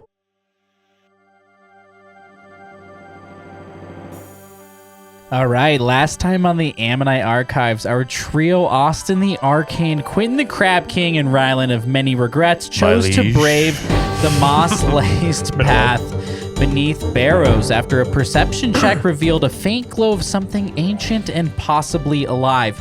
Inside the tunnel, vines snared Rylan, while bioluminescent moss began pulsing with life. Quentin, with brute strength and precision, freed his ally. I felt that, and then you cut it up. Yep. Got him. Slicing through the enchanted growth with his obsidian skimmy. Austin, Hold my despite beer. his heroic scream and wildly tossed Mickey's bottle, proved less helpful but very loud, which he alluded to. Yeah, so Austin was very That's me unhelpful. loud. Big loud. The battle concluded as the group unearthed a mysterious obsidian relic half buried in the moss, just as monstrous howls echoed from deeper within the tunnels. And just quickly, a high-level overview so we can keep this thing moving. Austin is a level 3. He's a wizard fighter hybrid. He's got 38 health points. Notable stats: magic 6, combat 7, really got agility and thieving. He's got some cool stuff. He's got the buzzblade. Quentin is a warrior or a bard of the beach. He's got 42 hit points, really good at combat and defense and crab crafting and charisma. Honestly, killing it. Do you mean Quentin the Crab King? The right. king of all crabs and people who have crabs? Yes, That no guy? reason to get alarmed. I know. My liege lord. I like how my characters changed complete voices and dispositions. Every Yeah. scene, Overnight. we changed the voice. It is true. Nobody knows. After navigating the mossy corridor beneath the barrows, our heroes were ensnared by aggressive vines. Austin, in classic fashion, rolled a nat 1, flailing wildly his dragon sword. Quentin, true to form, rolled a 19 and hacked through the vines with his obsidian skimmy, freeing the group in a cinematic crab-scented fury. The fight revealed a moss-covered obelisk, humming with ancient energy, and faint crab-shaped rune pulses. As they stepped closer, the air tightened, the temperature dropped, and the moss began to recede, revealing more glyphs etched into obsidian. Rylan stepped forward to investigate, and that is where we left off last episode, just before his roll. And boys, I wouldn't mind if you guys were to roll for Rylan here, actually. So Let's do we're it. going to pick up. Rylan's hand reaches towards the obelisk, fingertips brushing Me? its runes, Uh-oh. as a faint vibration stirs in the ground. This All right, thing's where am I rolling? alive, he mutters. Time Okay. for Rylan's roll. So Rylan is looking at what? I'm sorry, I missed it. He's looking at the obelisk. Okay. Yeah, Which is what we. It's humming with ancient energy, and it's what you guys basically ensnared From the yourself vines. from. Yep. From Rylan is a 12. That's a 12. Rylan blinks hard, wiping the sweat and remnants of Mad Dog 2020 from his brow. The glowing spores on the cavern wall pulse like a strobe light. With his perception roll of 13, it was actually a 12, but he got +1. He spots something others missed. Okay. A strange slit in the wall near the center tangle of vines, like a mouth, quietly opening and closing. What'd that mouth do? breathing. It's not just Hey. vines. It's a crypt maw. A rare parasitic dungeon organism that masks itself as roots and cave fungus, only exposing its full form when the prey gets close. Rylan's voice cuts through the ambient hum. That's not a plant. That's a mouth. I think it's about to feed. Ugh. What would you like to do here? It's about to feed? I think we should get away from it, right? I'm gonna take my sword to it. You want to attack it? You want to attack it? Yeah, I'm gonna All I'm right. gonna grab a sword and go, ugh! So do you Like, I'm wanna- grossed out like it's a big Okay. bug, and I'm gonna try to swipe at it with my sword. Okay, so you'll roll initiative and enter combat with the crypt maw. So this is under the vines, is what you're saying? Yeah, it's essentially, it's not just vines. It's actually not just vines. It's like it's like an organism. The vines are an organism. So it's Can I do a perception roll on what we'll get by fighting this thing before we attack it? Like, what would we? Is there something that we would gain from this that I can tell? yeah. How about you do a crab crafting roll, and we'll see if maybe there's I any think like. you're pretty crab crafty if I do say so myself. Crab crafting is 6, improved after not bonding bad. with giant ammonite crabs. So 6 is not bad. That's a +2. That would be an 18 plus 2 is 20. So That's a 20. Wow. These dice. Austin squints, focusing past the writhing vines and bioluminescent mucus. He kneels near a moss-covered root, brushing aside a thin membrane of spores. His fingers find it, a discarded molted carapace, which I have no idea what that is, tucked beneath a rock. Is a carapace like the remnants of a bug? But this isn't any shell. Yeah. It must be. It's crustacean, but corrupted. The shape is unmistakably ammonite crab. Yeah. Oh. Okay. But the spines are longer, twisted, and blackened at the tips, as if the crab has been altered or absorbed. As he stares at the crypt maw, its lips quiver, and for a split second, a glint of chitinous fangs flickers into Chitlins? view. I ain't eating no chitlins. What is this, 1940? Critical insight unlocked. Hell no. You guys learn that the crypt maw is a symbiotic predator that lures and feeds on crab-type creatures, and over time it integrates their DNA, mimicking their shells, movement, and their signatures, blah, blah, blah. Okay, Quentin, do you still want to attack it? Hell yeah. I'm taking my sword out and I'm swinging at this thing. All right, so initiative. Yeah, roll initiative. Okay, so I will roll Do we have an 18 again. Wow. Okay. You're good. You're somewhere This good. dice is crazy. Has the I crab, swear has I'm the not crab rating rolled it. initiative? Yes, the Okay. crypt maw has. That's a 10. I'm sure I'm third. but And that's the okay. crypt maw rolls a 13 plus a speed modifier of a 1. Okay. So a 14. So I would be at you'll the top. last. So So Austin. then Austin the goes first, crab I go maw. third. Okay, so Austin, why don't you roll, just so I'm being clear here, why don't you roll combat attack? And do you want to specifically make any of your attacks or anything? I'm just going to do a power slash, so I'll do So you the wanna roll 2d6 heavy hit. Austin rolls 2d6. He rolls a 3 and a 5, which equals 8. Austin charges in, channeling both steel and spell into his strike. His blade glows faintly as he executes a perfectly timed power slash, slamming it across the veiny mouth flesh of the crypt maw. You deal 8 HP damage. The maw shudders, letting out a grotesque squeal that echoes down the stone tunnels. A splash of corrupted green ichor sprays across the mossy floor. The crypt maw retaliates. It lashes out with its root tongue tendril, aiming directly at Austin after taking a nasty power slash to its face flesh. It uses the vile tendril swipe. Rolls a 17 plus a 3 for based on its strength and reach, and it's a hit. Austin's defense is 4, effective AC is 11, and the tendril smashes into him with a wet snap. Yeah, that's gonna not feel good. There's a damage roll of 1d8. We're playing plus- Oblivion on expert right now. Yeah. There's a damage roll of 1d8, and he rolls a 7 damage. So Austin has taken 7 damage and has 31 HP remaining. The tendril wraps briefly around your midsection, Austin, searing into your ribs before retracting with a sickening slurp. Giving me that hourglass look. You know how the women are trying to get that thing. My girl. A trail of green steam arises from his robes where the necrotic fluid burned through. It snarls, no voice, just air-wet rage. Quentin, you're up. What's the Crab King's move? What do you want to do? You can do anything you want. You can run, you can skill play, you can use an ability, you can try and Let's- do something stupid. Okay. Power slash as well, because why not? Let's just get this thing over with. So I'm Yeah. going to swing real quick. I'm going to hit. Okay.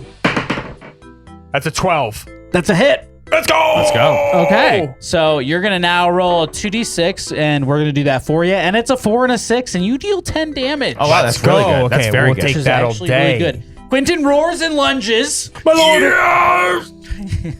My back! My lord, be careful. His when Austin says "my lord," it just like kills me every single time. My lord. His blade crackling with sand-slicked fury. He brings it down with a two-handed power slash, the impact tearing straight through one of the maw's core tendril anchors. The creature convulses violently, as if one that drank too much Mad Dog 2020. Never. One side of its fleshy shell collapsing inward. Glowing crab-like eyes flicker inside the maw before dimming. Oh. After having previous damage from Austin of 8 and a damage from Quentin of 10, the maw has been damaged 18 HP. It's bloodied, severely Whoa, wait, weakened. 10 plus 8. Let me check that math real quick. Okay. That Thanks. is 18. That is 18. Got it. It's bloodied, severely weakened, Thank but still God you checked active. that. It's writhing slower, tendrils leaking corrupted foam. That's Huh? Rylan is next in the initiative, and I will go for him. He pulls out his Tommy gun. Rylan, where did you get that? We could have been using that this entire time. So Rylan pulls out a Tommy gun, and he's Okay. going to roll to hit. So why don't you guys roll for Rylan? to All hit? right. All Why right. don't you roll? All right. 18. Dang it, 2. I knew my luck was going to run out. No, not your luck. Violent. Rylan, sorry, buddy. He rolled a dos. Still fired up from his last hit, which we all can remember, Rylan yanks his sword free and takes an unnecessary extra swing toward the already slumping Maw corpse. He slips on a crab ichor, spins awkwardly, and faceplants directly into the moss carpet with a wet thump. A little foam dribbles out of his mouth. I lick it. I mean, I help him up. I mean, I meant to grab him, not the foam. I don't want the foam. My lord, you should save your liege, Rylan, and I will Come here, kill. come here. I grab him like I'm an annoyed father. Like he's a little kid. I'm like, get over. What? Stand up. Get up. Which, Come here. Rylan or him? Rylan. Rylan's like, yeah, Dad, you always hit me. I hate you. he has daddy issues. He can't be I cured. forgot. I forgot. Stop grabbing me. It Honestly, reminds me of that my was on childhood. me. I should have remembered. My lord, I give should him have remembered. crabs. Give him crabs to wake him up. I'm gonna smash a crab up and put it underneath his nose. guys. Oh, I miss you guys so much. My lord, how valuable is Rylan? Where? Or should we well- leave him behind? Hold on. Quentin, you shouldn't have done it. Shit. Good question. I can't hear a thing he's saying. I don't know what he's saying. Is he speaking English? Austin, your wife has always annoyed me. Yeah, I think we should just leave. I think we should just go. He's not that interesting. You know what? Should we actually run? I'm not kidding. Let's get out of here. Let's kill this thing and leave I'm gonna Rylan. tie a rope around his ankle and just throw it over my shoulder and we're gonna walk out. You're kind, my lord. You are very kind. I- I would like to attack the creature. Well, hold on. Are you going to tie a rope around Rylan's? I guess I'll take that as my turn because I go last. Yeah, that would be his next initiative. Okay, so you go first. I have to kill the thing. Okay. Which All let's. right, why don't we do So what? Okay, so I guess if you don't kill it, I'll. then we'll reconsider. All right, so Austin's going to attack this thing. I'm All rolling right, the attack. I have a Slowly plus tying a lasso. 3. I'm slowly tying a lasso around Rylan's leg. I'll just do the power slash. I want to kill this guy. So I rolled a 14. You're going to deal Dun, 7 dun, dun, damage. You killed the guy. Let's go. The Crypt Maw's inner husk detonates Damn. into foamy debris, revealing a glowing item where its heart had been. And also, Rylan is still like, my lord, your wife still sucks. The item. My lord, you should take it. I will watch Rylan. No, please, don't take the item, take me. I am going to punch Rylan straight in the face and try to knock him out. My lord, you grab the item, I'll grab Rylan. Got it. What does the so king get? I need you guys to roll initiative in which order you would like to grab the item and roll. Just Okay, 16 for him. roll. You should roll. 13. Okay, so you're grabbing the item. No, I'm grabbing Rylan. Okay, so I need you to roll an agility check to like grab him and maybe like how do you want to tie him up? Can you explain No, how I you want to would throw like him on top of my shoulder. You're and, like, throwing him on your Yeah, like shoulder. war, Oh, like run. then I need you to roll a strength check Easy. actually. Yeah. That's what's my strength? Is it my attack? My 7? Let's go with 7 for now. Okay. So with the 7, I have a plus 3. That's not bad. Pick up Rylan. 14, so that's a 17. So you flip him upside down and you sort of like grab his feet and sort of I like like do a huge like squat and you like pick him up and you're like kind of struggling. At I give his first. tushy a little squeeze. Yeah, absolutely, for sure. And like he farts when you do that, and it's like Yeah, it it's kinda- actually empowers you to lift him harder, and you do manage to get him like over your shoulder just enough, and like you're ready to go. I'm grabbing the item. Why don't you know what? Why don't you roll a gathering check to see what the item is first and how good the item could be? Let's see how lucky you are. You're quite lucky, my lord. Ooh, 16. 16. Wow. Nestled inside Noise its about some- biological core beneath sinew and slime is a strange crab-like gauntlet fused with ancient bone and obsidian plates. Okay. The claw of the Ammonite. Oh, we are really It's a worn relic. It's a glove slot. It grants the wearer enhanced crab affinity and +1 to all crab crafting checks. Its bonus ability is Echo Grip. Once per battle, the wearer can grapple or pin a crab-like or soft-bodied creature with crushing force. So target must roll a defense check or blah, blah, blah, blah. What does it matter? But, the point is, as Quentin lifts it, the claw reacts to his touch, not violently, more like it's like recognizing him, like it already knew his name. My lord, there's a hum that comes from that item. Be careful. Rylan, God, that butt. I love these things. They look great on me. Look. What are they called again? The claws? They're the claw of the Ammonite. Whoa. Like a Wolverine? Like, what do they look like? They've got like circular crab sort of shells on like where your knuckles would be. So there's like on every knuckle there's a sort of circle, and they're brown. They are not great. They're like leather. But it sort of seems like somebody was drunk when they made them. Equip gloves. All right, so Quentin clips his gloves, and we now stand at the mouth of a new tunnel. You're literally Wolverine. I'm Crabberine. We stand at the mouth of a new tunnel where the maw's roots once blocked the path. A distant glow pulses ahead. Let's go in. After you. Should we wake up Rylan first or no? Fine.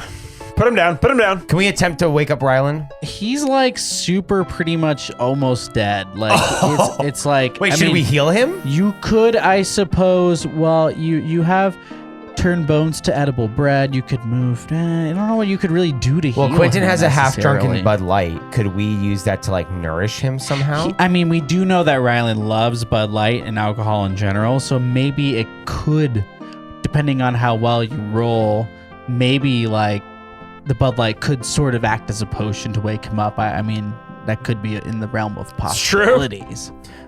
Let's feed him like the right Bud now, Light. to be Feed him the clear, Bud like Light. Rylan, I'm like gonna you hold- guys opted to side on the favor of enemies over Rylan at Those this are point. words, not actions. We picked him up. Fleeting thoughts should not be held against us. What is this? I picked him up. I picked him up. That's true. He's still on your shoulder. He's like, We can't be carrying him through this cave. That's the thing. He's too heavy. well, you can. I mean, you are pretty Strong? strong. All right. But we need to wake him up for...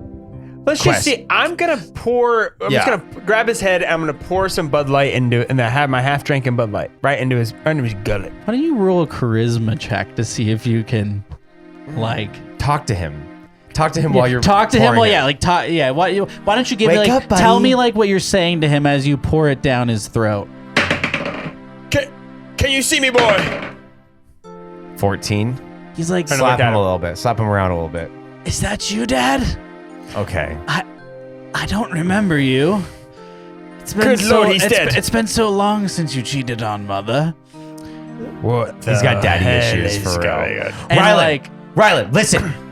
We're going into this cave and we need you. Okay, we need the knowledge that you obtained. I obtained it all, and then I lost it all in one moment. That literally I does don't not help us at remember. all. I don't remember anymore. Then okay? shut up. Don't say it, because that doesn't help us. I don't want you to shut Can you up. walk? Why- Can you walk? Saying now? you know Why, everything about the universe and then you forgot it means why I literally can- nothing. Why I can speak? Of course I can walk. Why don't you put me down like I'm not a asking if you fool? can speak or Him walk. down. Do you know anything about where we are? Austin, put him down. Put him down now. I don't know. I learned everything and I forgot to tell in one moment. I can't tell you. Oh my I don't God, know who what to brought tell this you. guy? Can you Was it your walk? idea? Can Who you brought walk? this guy? I said put me down. You look like a fool holding me across your shoulder. I'm fine. I think you could put me down now. Okay, Rylan, we're going this way. You can follow us, but Help us if out, not, maybe? whatever. I need to get the king back to Crab Island, okay? I'm going back to Crab Island, where I will become the Crab King, which I already am, sir. Please. I don't know if I trust you guys anymore. I mean, like, honestly, all this stuff, you almost left me to die. Like, I don't really understand you why were you would do all asleep. this. You Like, don't even know what that is, who you're you talking chose the about. enemy over me. It's honestly Dude, ridiculous. lobsters are I'm not going gonna through walk. the portal. We have I'm to get going the to amulet of crabs dead and weight stop you it. like we have my to dog. return. Wow. We have to return the King of Crabs. And respect the lorddom. Okay, then show me you mean it, and I might follow you. I get naked. I can walk, but why don't you just show me that I'm you going mean to it? immediately. I kiss him right on the lips. Yes. He sticks out his tongue and he accepts Oh. it willingly. Okay. We are gonna roll I know we just did this, but we're gonna roll one more charisma check, but from you now. So For the kiss? well, you're gonna kiss him and sort of like speak sweet nothings to him. Be like, Riley, I need you, baby. Come on. Yeah, and like we're gonna determine if Rylan continues on or if he essentially like he's just like done with your bull, wants to move on for the next episode. Rylan, please stay with us. That's another 18, Oh my god. which with my charisma of 5. So that's Oh my a God. plus 1 for sure. Or That's 2. a plus 2. That's a 20. An unnatural 20. Unnatural Austin, 20. I'm so sorry. I just forgot that. I love you. I've always loved you. I don't. knew it. You know, it's like we're brothers, and brothers always fight, and I how could I ever doubt you? Now I that's believe the everything. Rylan I that- know. yeah, I love you so much, buddy. I you know, even if aim assist is, I'll believe anything you say. I'm so sorry I ever doubted you. Let me freely accept your tongue in my mouth. And so, Rylan follows the crew into battle We did it. down the corridor, and that's where we will And leave. then we're Austin gonna the end this Arcane did episode. not kiss Rylan a second time. I think you kissed him. Austin the Arcane did not kiss him. But can we all 3 hold hands as we go Yes. into the cave? And we're going to be skipping to that song. And the trio holds hands as they enter the cave.